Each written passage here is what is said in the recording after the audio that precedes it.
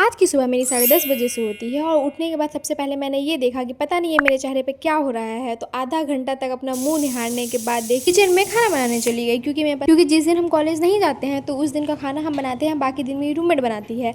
तो क्योंकि अभी हमारे कॉलेज की छुट्टियाँ चल रही हैं एग्ज़ाम की वजह से, तो इस वजह से मैं अधिकतर टाइम घर पर ही रह रही हूँ। कभी कभी 2-4 दिनों में एग्ज़ाम देने जाती हूँ, तो फिर सारे दिनों के खाना मैं ही बनाती हूँ। जिस दिन मैं एग्ज़ाम रहता है उस दिन मेरी रूममेट खाना बनाती है।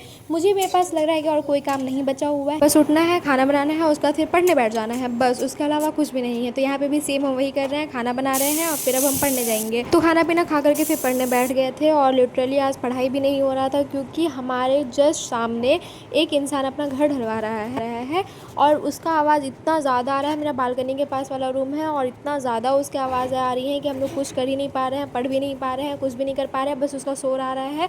और पता नहीं पूरी रात, मतलब रात में कौन करवाता है भाई ये सब, दिन में करवा लिया करो, रात में सबको चैन से सोने दो।